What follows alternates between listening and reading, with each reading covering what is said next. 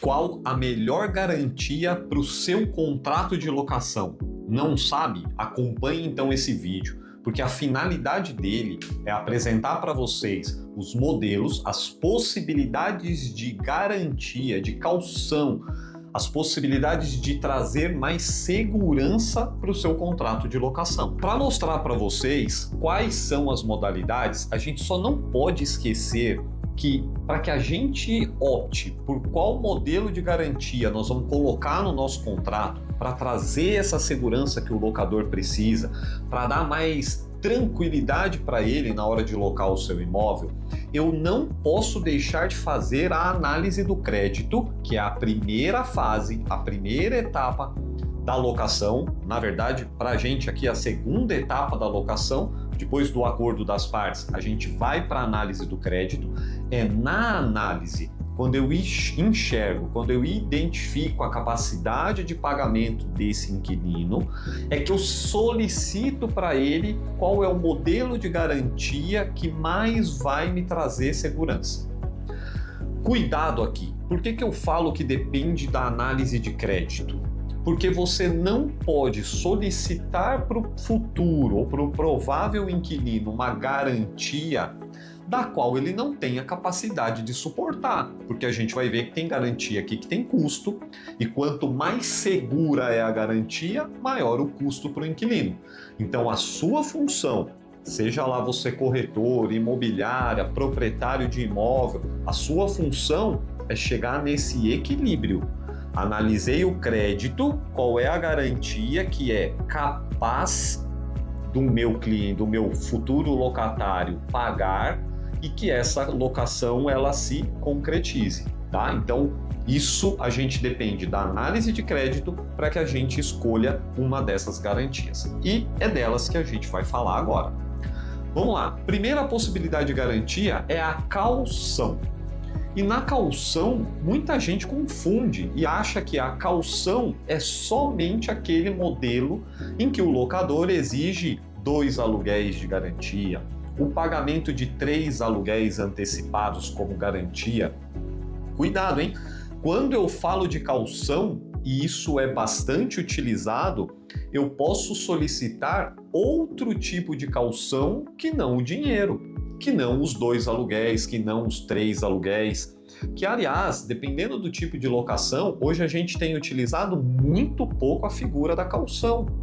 Porque se você tem um prazo de retomada do imóvel, caso o inquilino não pague muito alto, então o prazo para você ingressar com uma ação judicial de despejo e depois de cobrança, normalmente você não retoma o bem dentro de 2 ou 3 meses, que é o valor da garantia que você costuma solicitar. E se o teu contrato ou o teu tempo de retomada do imóvel é muito maior, significa que a possibilidade de você receber os outros meses é muito baixa. Então não faz sentido, tá? Então a caução é a última hipótese de garantia que você deve optar, somente naqueles casos em que não há possibilidade mesmo ou outra alternativa, ou se de repente o teu provável inquilino tem um crédito muito bom, né? Então o risco de inadimplência é baixo. Então cuidado, mas caução é o primeiro modelo. O segundo modelo, que ainda é muito utilizado, é a fiança. A fiança é um outro tipo de garantia no contrato de locação. E por fiança, acho que praticamente todo mundo aqui já ouviu falar ou sabe o que é fiança. Então, fiança é quando tem uma pessoa locando o meu imóvel, o seu José está locando o meu imóvel, e a gente pede que uma outra pessoa, um fiador, ele venha para o contrato de locação e ele tem como função garantir o pagamento desta locação aqui. Aliás, tem um ditado e muita gente diz que você não deve ser fiador para ninguém, nem para o seu melhor amigo e muito menos para algum parente seu. Porque ser fiador é muito pior do que ser locatário. Por que eu digo isso? Se você é fiador e tem um único imóvel no seu nome, você pode perder esse imóvel se o locatário não efetuar o pagamento da locação. O proprietário do imóvel, então, pode ingressar com uma ação judicial para cobrar o inquilino e o fiador e o fiador pode então vir a perder esse imóvel, se for o único imóvel que ele tiver, inclusive se for o único imóvel que ele tiver, por conta de dívida de locação. Então, ser fiador não é uma boa opção. E por que eu digo isso? Porque cada vez menos, ou cada vez mais, na verdade, a gente encontra a dificuldade de que inquilinos apresentem fiadores como garantia.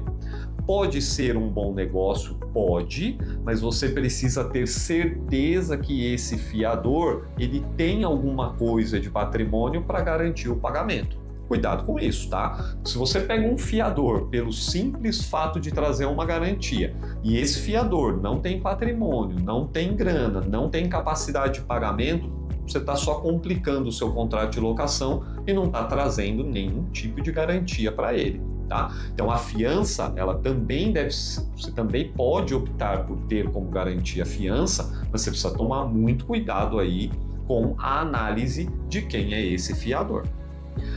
Pois bem, então falamos da caução, falamos da fiança, mas nós temos um outro modelo de garantia, o terceiro aqui, que é o seguro-fiança. O seguro-fiança vem sendo muito utilizado justamente por conta da dificuldade do locatário trazer um fiador para garantir o contrato de locação, então tem se utilizado muito do seguro-fiança. O que é o seguro-fiança? Como o próprio nome já diz, é um seguro. O locatário ele vai até o banco, contrata um seguro, dizendo que está fazendo um contrato de locação de 3 anos e o banco precisa assegurar o pagamento disso. Então, ele diz, se eu não pagar, o banco vem e paga. É um contrato de seguro, onde, em caso de não pagamento, o banco ele faz o pagamento do seguro diretamente para o proprietário do imóvel.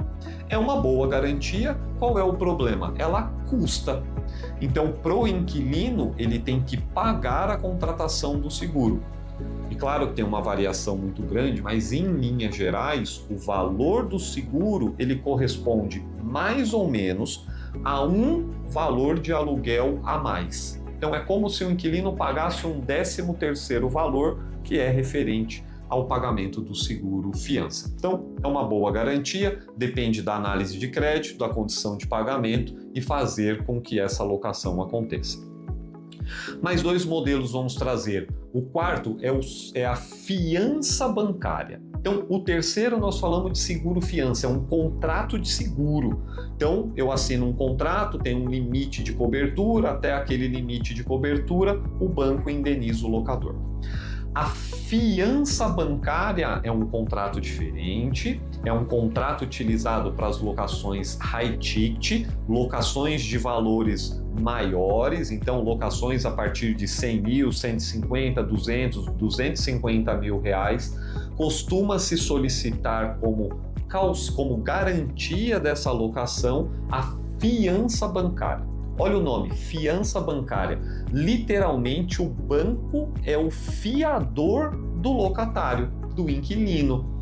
Então, o inquilino, para que possa te apresentar esse modelo de garantia, ele tem que ter uma capacidade de pagamento significativa, tem que ter um relacionamento muito bom com o banco, ao ponto do banco ser fiador dessa empresa. E normalmente este modelo de locação está muito atrelada às locações comerciais, tá? Então o banco emite um termo de fiança e ele assegura, ele diz, olha, se esse inquilino não fizer o pagamento, eu pago para você o que ele deixar em aberto, tá? Então esse é um modelo de garantia que é usualmente utilizada nas locações de maior valor por conta do custo também para o inquilino. Então tem que ser alguém que tenha capacidade de pagamento. Por fim, vamos falar da questão de que eu também posso celebrar um contrato de locação sem garantia nenhuma. Há uma resistência muito grande por parte das pessoas em celebrarem contrato de locação sem garantia. Por quê? Porque o primeiro questionamento que nós recebemos é: e se o inquilino não pagar? Se não pagar, você não tem nenhuma garantia, você vai poder cobrar só daquela pessoa. Ah, Ricardo, mas aquela pessoa não tem dinheiro para pagar. Ok, o risco é que você não receba o valor da locação. Porém, qual é o grande segredo da locação realizada sem nenhum tipo de garantia? A lei permite a retomada imediata do bem. É claro que o imediato no Poder Judiciário brasileiro não é tão rápido assim, mas você ingressa com uma ação judicial e o juiz concede para você uma liminar para que você faça a retomada imediata do bem.